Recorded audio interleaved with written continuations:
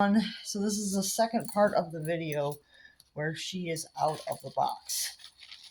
And I like her, I do, but marriage for disabled people definitely does need to change. And I don't want to stop talking about that because I kind of feel like I know it doesn't really have anything to do with the doll too much, but I think that disabled people should be able to get married and keep their benefits because what if things get funny and you end up having to get separated because this person won't actually support you? Because chances are, most of the time, the people are interested in getting married for the benefits. They want to be able to use those benefits. And if it turns out where the benefits get cut off, it could cause like a financial problem. Especially if it's just two people that are disabled that want to get married, then they have absolutely no money, except for what very little that they can bring in from working, which isn't going to work because most of the time people that have confirmed disabilities can't work full time. So getting married for two people with a confirmed disability isn't really possible because you would lose your benefits and you wouldn't be able to survive. And then if you have somebody that's not a disability, they don't have one, but they're marrying someone with a disability, and the benefits get cut off, it could cause like some financial problems, or it could cause the person that doesn't have a disability to be very controlling to the disabled person because they don't have any money, so they kind of control everything for them, and that's not really fun. Um, you know, I understand that a lot of times someone will have more money than you, and that's not like, I'm not saying that you shouldn't marry somebody that has more money than you. In most cases, that's not a bad idea. Um, but just keep in mind that if they do have more money than you and you have hardly no money of your own, let's say you marry somebody and you have hardly no money of your own coming in, that can be a little bit of a problem because then you don't really make any of the decisions because you don't have any say. Because if you don't have money coming in and they want to, let's say they want to make like a major purchase, they're going to say, well, it's my money, not yours, and I'm going to make this purchase, and you don't have much of a say. You can argue, but it's like it's not technically your money. And if you wanted something, you can't use their money without their permission, obviously.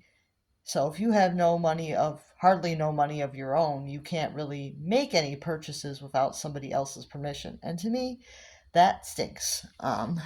So sorry about the tangent, but yeah, let's just go over the doll. So she's got like a veil on. It's gold and then it's like white in the back with some mesh. There's a hole because of the little staples that they put in her head. It left a big hole in the veil, which didn't make me very happy. And the dress is really pretty. It's white at the top for the bodice and it has three gold roses, one in the middle and two on the shoulders. She's got like some mesh glittery sleeves, a little, I guess this is like a little thing on the sleeve. It's like this mesh piece and then it has like a gold rose on it. Not sure, maybe it's like a corsage or something. And then she's got like this big gold bow. She's got these big puffy parts of the dress that like flare out and they have like gold roses on them. I believe they are printed on. Yeah, they're printed on with glitter and they look really pretty. And then the bottom part of the dress is plain white and then it has like this mesh glitter overlay on it. She just has plain white heels. Yeah, they're just very plain white heels. And she does have a pearl necklace and some pearl earrings. Yeah. And she has brown hair and blue eyes, which is not super common for the older Barbies. And I think that she's really cute. So I do like this doll, but I do feel like the fact that not everyone can get married due to financial reasons is kind of sad. Um, it's kind of sad. because a lot of times people will be very nice and they will share what they have with you, but a lot of times you can also marry somebody that just wants someone that they can take control of. So they might marry a disabled person and then they might say, "Well, I want you to stay home and make a bunch of babies for me." And it's like, that's not what you signed up for. Maybe it is. I'm not judging. If that's what you signed up for, if that's what you want to do, you want to stay home and make a bunch of babies for somebody, go right ahead. But if that's not what you want to do, you might not want to marry somebody unless you really talk it over about how it's going to go down.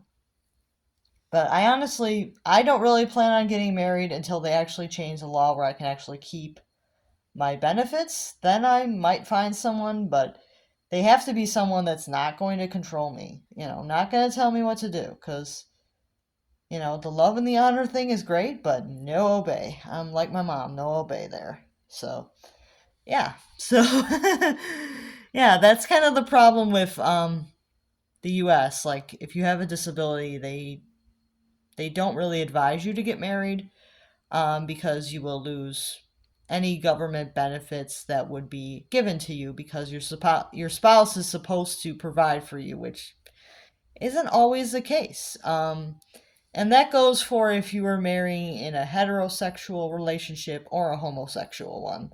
It doesn't really matter. I said spouse because, it could be a male, it could be a woman. I don't know. That's on you who you want to marry. Because nowadays you can have two guys get married or two women get married. So, yeah. Or even non-binary people you can marry if you want, or whatever you want to do.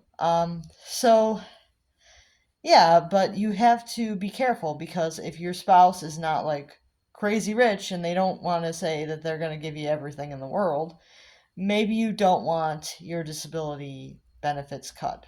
Um, and even if they are crazy rich, they could change their mind and then not want to give you anything anyway. So yeah, you have no control if you don't have any money coming in of your own. You have no control over how someone really treats you unless you want to leave that relationship.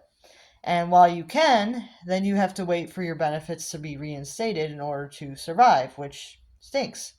So I would say be very, very cautious about getting married if you have a disability, at least until they change the laws where you can actually have your own money. Um, and other than money that you can work for, obviously you can work, but if you are certified disabled, you probably are not able to work full time for, reasons that the disability makes it hard. So I will see you guys soon.